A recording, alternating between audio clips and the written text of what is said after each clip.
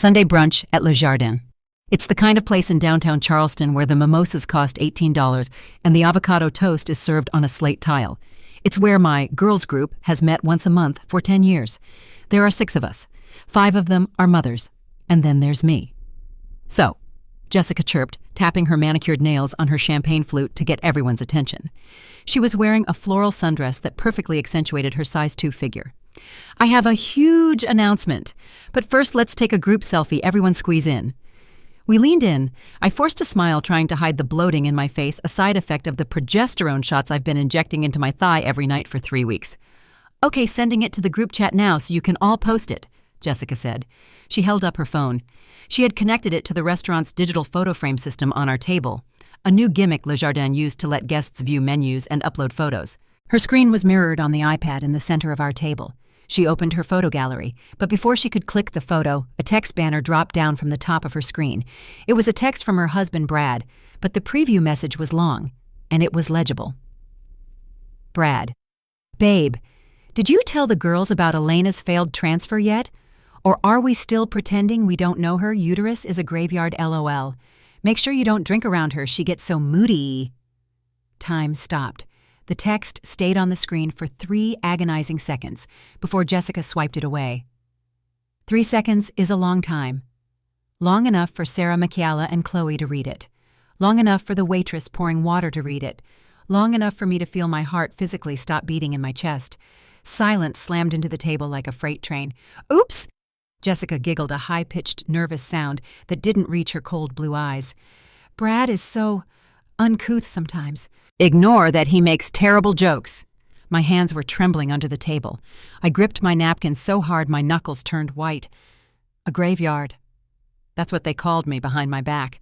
While I was sobbing on my bathroom floor, bleeding out my hopes for the 4th time, Jessica and Brad were texting jokes about my graveyard uterus. Elena, honey. Sarah reached out, touching my arm. Her eyes were full of pity. I hate pity. Are you okay?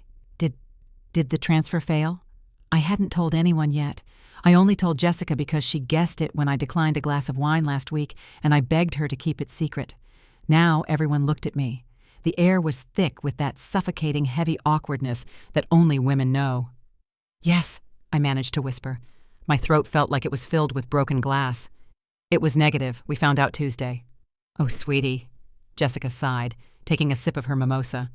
I told you that clinic was a scam. You really should just stop torturing yourself. It's clearly not God's plan, you know. Some people just aren't meant to carry life. She said it so casually, like she was commenting on the weather. Jessica, Michaela warned, her voice low. That's enough. What? Jessica widened her eyes innocently. I'm just being real. Brad and I were talking, and we just think it's sad how much money Elena is wasting. Think of the vacations you could take, or you could redecorate your house again, Elena, since you know you don't need to worry about baby-proofing. She smiled at me. It was a predator's smile masked in Southern charm. Actually, Jessica continued, not letting the moment land. That brings me to my announcement, since Elena's news is, well, gloomy. I thought I'd cheer us up. She stood up, rubbing her flat stomach. We weren't trying, oops, but Brad just looks at me and I get pregnant. I swear number 3 is on the way, due in December.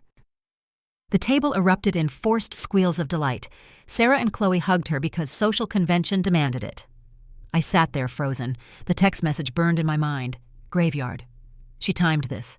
She knew I had failed. She waited until the moment of my deepest humiliation to announce her oops baby. I felt a tear slide down my cheek. I quickly wiped it away, but Jessica saw it. Oh, Elena, she pouted, tilting her head. Don't be jealous. It's bad vibes for the baby. Be happy for me, okay?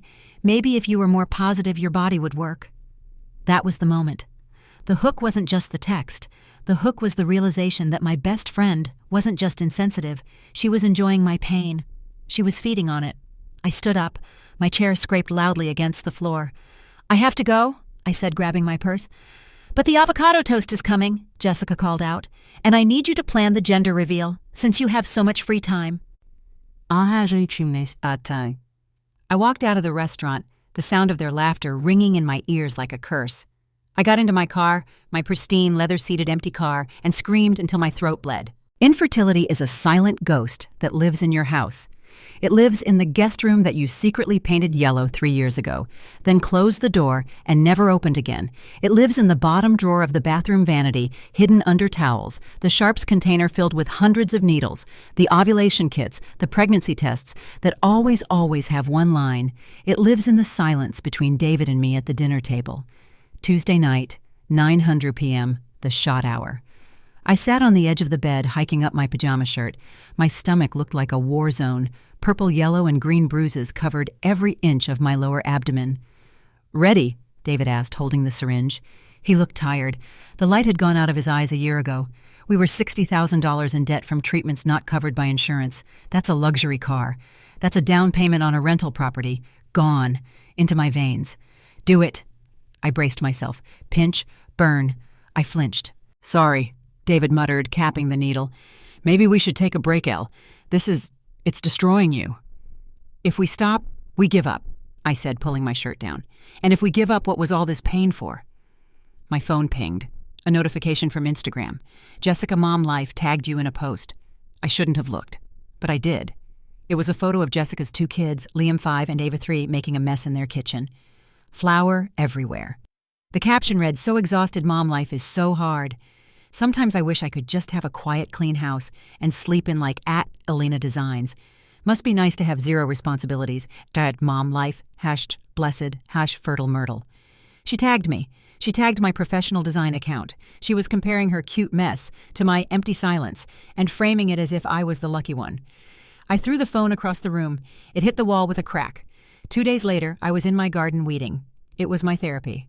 Jessica lives 3 houses down. Of course she does. In the suburbs, you can't escape your demons. You have to wave at them at the mailbox. She came strolling down the sidewalk, pushing a double stroller, looking radiant and unfairly energetic. "Elena," she yelled, "I brought you something." She walked up to my fence holding a small amber bottle. "What is it?" I asked, wiping dirt from my gloves. "It's clary sage oil," she said, shoving it at me. "I read on a blog that it helps unclog your energy. You know, maybe your chakras are blocked. That's why the babies won't stick." "My chakras aren't the problem, Jessica. I have endometriosis." "Well, doctors don't know everything." She rolled her eyes. "Also, have you tried just relaxing? My cousin stopped trying and boom, twins. You're too uptight. Your uterus is probably clenched shut from all that stress." She leaned over the fence, whispering conspiratorially. "Or, have you considered that maybe you're just not meant to be a mom? Like maybe in a past life you were bad to kids. Karma is real, babe." I stared at her. The audacity was breathtaking. "I have work to do, Jessica." "Suit yourself." She shrugged, turning the stroller around. "Oh, by the way, Liam threw up in the playroom. Can you come over and look at the rug later? You know how to get stains out, right, since your house is a museum?" She walked away humming. I looked at the bottle of oil in my hand. I wanted to throw it at her head. Instead, I dropped it into the trash can. The isolation was worse than the comments. Friday night was usually neighborhood game night. I saw the cars lining up at Sarah's house. I saw Jessica walking in with a dip platter. I checked my phone. No invite. I texted Sarah, "Hey, are we doing game night tonight?" Sarah replied 3 minutes later. "Hey, Elle, we decided to make it a play date night so the kids can run around. Didn't want you to feel awkward or sad with all the babies here. We'll do a girls' wine night soon, XOXO. They were protecting me, no. They were erasing me. I wasn't a mother, so I wasn't a woman to them anymore. I was a broken toy that made everyone uncomfortable. I watched from my window as they laughed on the porch. I saw Jessica holding court, miming a big belly pointing towards my house and laughing. I wasn't being protected. I was the punchline. The breaking point didn't come with a scream. It came with a slice of cake. It was 2 months later. Jessica's gender reveal party. I tried to get out of it. I told her I was sick. I told her I had a client deadline. She showed up at my door. "Elena, you have to come. I need your eye for the balloon arch. Plus, everyone thinks you're bitter. Show them you're not." So I went. Like a fool, I went. Her backyard was transformed into a Pinterest explosion of pink and blue. I did my job. I fixed the decorations. I held people's babies while they ate. I smiled until my face cramped. Then came the speech. Jessica stood on a raised platform, Brad by her side. They popped a giant black balloon. Pink confetti rained down. "It's a girl." "A girl!" Jessica shrieked, jumping up and down. "We finally got our princess!" She grabbed the microphone. "Thank you all for coming. We are so blessed. God really trusts us with these little souls." She scanned the crowd, her eyes locking onto mine. I was standing near the back by the lemonade stand, trying to be invisible. You know, Jessica said, her voice dropping to a theatrical hush. Naming a baby is so hard, but I've had a name in my heart for a long time, a name that represents purity and hope. My stomach dropped. I felt a cold sweat break out on my neck. No, she wouldn't. I had told Jessica in a moment of drunken vulnerability 3 years ago the name I had picked out, the name I whispered to my first pregnancy before I miscarried at 9 weeks, the name I wrote in my journal every night. Lily. We've decided, Jessica beamed, to name her Lily. The crowd applauded. Beautiful name, someone shouted. Jessica continued staring right at me. And actually, I was inspired by my dear friend Elena. The crowd turned to look at me. I felt like I was naked. Elena always loved that name, Jessica said into the microphone, feigning sweetness. And since it doesn't look like Elena is going to be using it anytime soon, or ever, I thought it would be a beautiful way to honor her struggle, to let the name live on instead of letting it go to waste. Go to waste. She just told 50 people that she was taking my dead baby's name because my body was a waste. The sound of the applause faded into a high-pitched ringing in my ears. David grabbed my hand. His grip was hard. Let's go. Now. But I couldn't move. I was paralyzed by the sheer magnitude of the cruelty. It wasn't just a name. It was my grief. She had stolen my grief and turned it into her accessory. Jessica waved at me. Elena, come up here. Be the honorary auntie. Something inside me shattered. It wasn't the glass kind of shattering. It was the steel kind, the kind that snaps under immense pressure and becomes a weapon.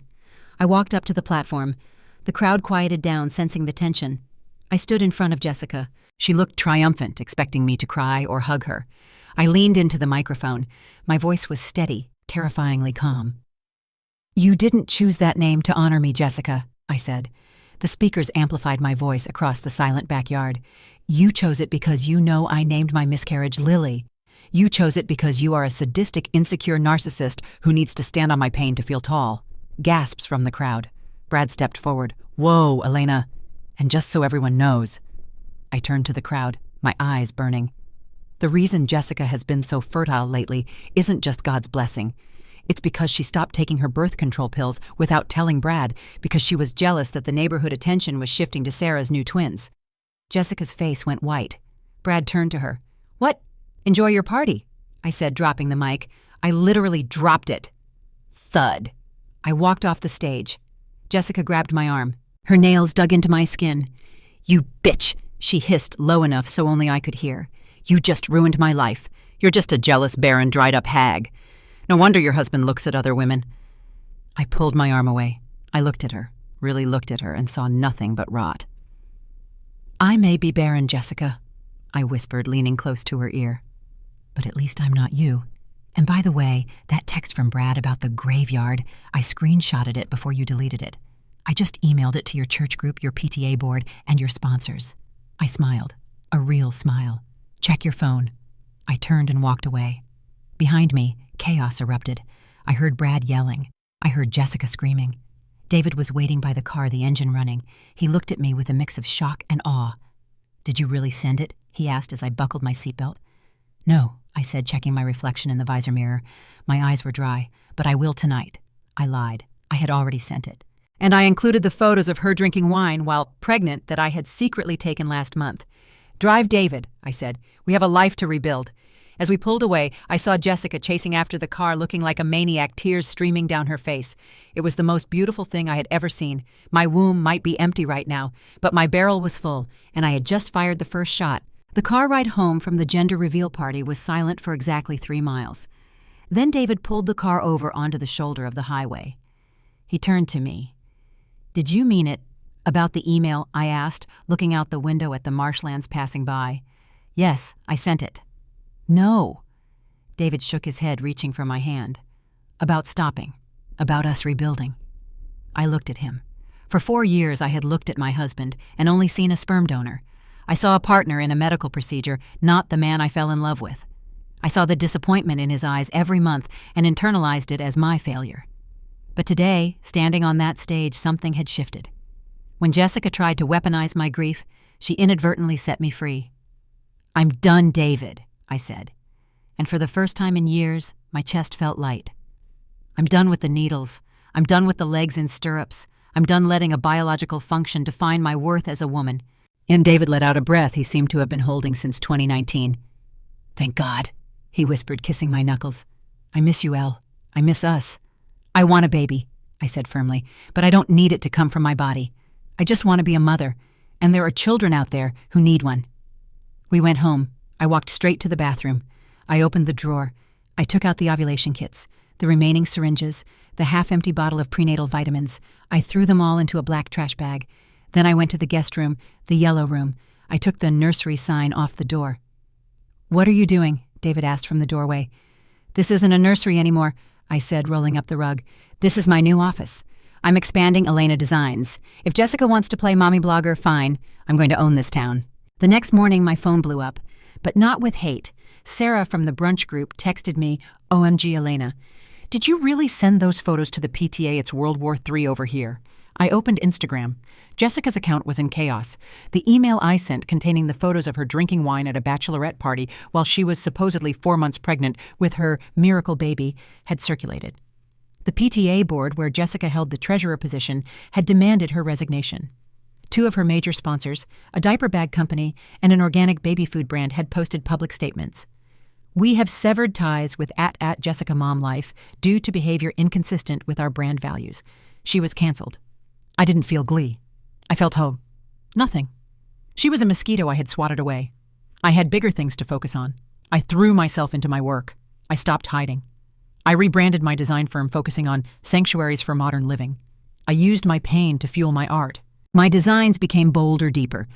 6 months later, Architectural Digest featured my renovation of a historic Charleston manor on their cover. My waiting list went from 2 weeks to 6 months, and in the background, quietly, privately, David and I started the paperwork for adoption. We didn't tell a soul. We protected our peace like a fortress. 1 year later, I was at the grocery and upscale market picking up wine for a client launch party. I looked different. I had cut my hair into a sharp chic bob. I was wearing a tailored suit, not the baggy clothes I used to wear to hide my IVF bloating. I turned the corner of the pasta aisle and almost collided with a stroller. It was Jessica, but not the Jessica of Instagram. She looked gray. Her roots were grown out. She was wearing sweatpants that had a stain on the thigh. In the stroller sat the baby, Lily. She was a beautiful baby girl, about 9 months old, chewing on a plastic toy. Dragging behind the stroller were Liam and Ava, looking chaotic and unkempt. Liam was screaming for candy. "Elena." Jessica stopped. She looked me up and down, her eyes narrowing with instant recognition and jealousy. "Hello, Jessica," I said coolly. "Wow." She let out a dry, bitter laugh. "You look expensive." I guess that's what happens when you don't have kids draining your bank account. She couldn't help herself. Even now, looking like a wreck, she had to jab me. "How are you?" I asked, ignoring the insult. "How is Lily?" Saying the name didn't hurt anymore. It just felt like a fact. "She's a nightmare." Jessica groaned loud enough for the baby to hear. "She has colic. She screams 24/7. Brad is useless. He's staying at his mom's house for space. Can you believe that he leaves me alone with 3 monsters? She looked at me, her eyes desperate. "You're lucky, Elena. Seriously. Don't let anyone tell you otherwise. She gestured to her screaming children. "This is a trap. I haven't slept in a year. I lost my sponsors because of you, so now we're broke. I'm selling Shakeology on Facebook just to pay the mortgage." I looked at the children. Liam was hitting Ava. Ava was crying. Jessica was ignoring them, staring at my Chanel bag. "I'm sorry to hear that," I said politely. "Are you?" she sneered. "I bet you're laughing. But guess what? At least I have a legacy. Who's going to remember you when you die? Elena. Your throw pillows." Before I could answer, little Liam, 6 years old now, ran up to me. "Lady," he asked, wiping his nose, "can I have that?" He pointed to a box of cookies in my basket. "Liam, get back here," Jessica yelled, grabbing his arm roughly. "Don't talk to her. She hates kids." "I don't hate kids, Jessica," I said, my voice dropping an octave. "I hate bad mothers." Jessica gasped. "Excuse me, you heard me. You treat these children like props for an audience that doesn't exist anymore. Look at them. They aren't props. They are people. And they are starving for attention." I took the box of artisanal cookies out of my basket and handed it to Liam. "Here, buddy. Ask your mom nicely if you can have one later." Liam looked at me with wide eyes. "Thank you." Jessica snatched the box from him. "We don't need your charity." She threw the cookies back on the shelf. "Come on, kids, we're leaving." She stormed off the stroller wheels, squeaking loudly. As she walked away, I saw the truth the layer revealed. She wasn't just mean, she was miserable. She had won the fertility game, but she had lost at life. She had the children I desperately wanted, and she treated them like burdens. It confirmed everything. Biology doesn't make a mother, love does, and I was ready to give that love. My phone buzzed. It was our caseworker, Mrs. Higgins, Elena David. "We have a match. A birth mother in Savannah chosen your profile. She wants to meet you this weekend." I stood in the pasta aisle and smiled, a real genuine smile. 3 months later. It was the opening night of my flagship showroom downtown, Elena Interiors. It was the event of the season. Champagne Towers Live Jazz, the mayor was there. I had invited everyone, including the old brunch group, including Jessica. Why? Because living well is the best revenge, and I wanted her to see it. Jessica arrived late. She was wearing a dress that was clearly from 3 seasons ago, slightly too tight. She was alone, no Brad. She beelined for the open bar, downing 2 glasses of champagne before even saying hello to anyone. I was standing in the center of the room, David by my side. "She's here," David whispered. "Let her come," I said, sipping my sparkling water. Jessica wove through the crowd, her face flushed. She found me near the architectural models. "Well, well," she slurred slightly. "Look at you, queen of the castle. It's all very pretty, Elena. Very superficial." "Hello, Jessica," I smiled. "I'm glad you could make it. Is Brad coming?" "Brad and I are separated," she snapped. "Thanks to the stress you caused, but whatever. I'm focusing on my babies, my real babies, not these furniture babies." She laughed at her own joke. The circle of people around us, Sarah, Michaela, and a few of my high-end clients, went silent. "You know," Jessica continued, her voice getting louder, "I actually feel bad for you. All this success, all this money, and you go home to a quiet, empty house. No little feet running around, no legacy. It must be so lonely. Is that why you work so hard to fill the void?" Sarah stepped forward. "Jessica, stop. You're embarrassing yourself." "I'm just speaking truth." Jessica threw her hands up. "Everyone tiptoes around it. Elena is barren. She can't do the one thing a woman is designed to do, and no amount of velvet sofas is going to change that." The room was dead silent. The jazz band even stopped playing. This was her play. Public humiliation. Again. Just like the brunch. Just like the gender reveal. She wanted to remind everyone that she had something I didn't. I looked at David. He nodded. I turned to the crowd. I didn't look angry. I looked radiant. "You're right, Jessica," I said, my voice projecting clearly. "My house was quiet for a long time. And yes, infertility is a pain I wouldn't wish on my worst enemy. Not even you." I took a step closer to her. "But you're wrong about one thing. My house isn't empty anymore." I signaled to the back of the room. The heavy velvet curtains parted. My mother walked out. In her arms, she held a baby boy. 6 weeks old, dark curls, big brown eyes, wearing a tiny tuxedo onesie. A collective gasp went through the room. "Everyone," I announced, tears of joy pricking my eyes. "I'd like you to meet our son, Leo." Jessica dropped her glass. "Smash." "What?" she whispered. You adopted, finalized yesterday." I beamed, taking Leo from my mother. He cooed, nuzzling into my neck. The smell of him milk and baby powder was the greatest perfume I had ever worn. "He is the light of our lives, and he has made this success mean something." The crowd erupted. Not polite applause. Cheers. Real genuine cheers. Sarah burst into tears and ran over to hug me. "Oh my God, Elena, he's beautiful." People swarmed us. "Congratulations. He's perfect. Look at those eyes." Jessica stood alone in the circle of broken glass, invisible. Nobody cared about her 3 biological kids. Nobody cared about her superior DNA. In that moment, the hierarchy of mommy culture that she had used to beat me down dissolved. She tried to regain control. "Well," she shouted over the noise, "I hope you got a refund policy. You know adopted kids have issues. You don't know where he comes from. He could be from a drug addict." The room went cold again. Even the strangers looked at her with disgust. "Actually," a voice spoke up from the crowd. It was a woman in a gray suit. I recognized her. It was Mrs. Higgins, our caseworker, who I had invited. Leo's birth mother is a brilliant young musician who chose adoption because she wanted her son to have the stable, loving home she couldn't provide yet. She chose Elena and David because she saw their love. That is not an issue, ma'am. That is a sacrifice. Jessica turned purple. "And," I added, looking straight at Jessica, I would rather raise a child with issues in a home filled with love than raise a child in a home filled with narcissism and resentment. Leo will never be a prop for social media. He will never be used to sell diet tea. He will just be loved. Jessica looked around. She saw the faces of our old friends Sarah and Michaela looking at her with pity and revulsion. She saw Brad's boss shaking his head. She realized she had lost. She hadn't just lost the argument. She had lost the war. She turned to leave, but her heel caught on the wet floor where she dropped her drink. She slipped, falling hard onto her hands and knees in the puddle of champagne and glass. No one rushed to help her. "Clean up on aisle 4, I whispered to David. Jessica scrambled up her dress, stained her hands bleeding slightly. She ran out the door sobbing. I looked down at Leo. He was sleeping soundly, completely unbothered by the drama. "Welcome to the world, baby boy." I kissed his forehead. "Mommy handled it." Sunday morning. 2 weeks later. The sun was streaming through the windows of the yellow room. It was no longer a sad shrine to what wasn't. It was a chaotic, happy mess of toys, diapers, and blueprints. David was on the floor doing tummy time with Leo. "Come on, buddy, lift that head. Look at Daddy." I sat in the rocking chair, the one I had bought years ago, and been too afraid to sit in.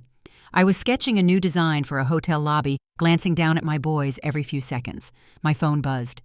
A notification from the neighborhood app, Next Door. Post estate sale at 4208 Maple Drive. Everything must go. Furniture, kids' clothes, toys.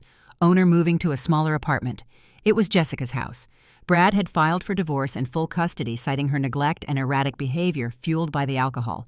The house was being foreclosed. She was moving back in with her parents in Ohio. I walked to the window. I saw a U-Haul truck in Jessica's driveway. I saw Jessica carrying boxes, looking defeated, old, and tired. She looked up at my house. Our eyes met across the lawn. She waited for me to gloat, to flip her off, to yell something. I didn't do anything. I simply closed the blinds. I turned back to the room. "Hey," David said, looking up. "Everything okay?" "Yeah." I smiled, picking up Leo and breathing in his scent. "Everything is perfect." I wasn't the woman who couldn't conceive anymore. I wasn't the victim of the barren joke. I was Elena. I was a CEO. And I was a mother. And as for Jessica, she was just a story I used to tell. A cautionary tale about what happens when you build your house on the quicksand of other people's pain. I sat back in the chair and began to rock. Creak, creak, the sound of a life fully lived.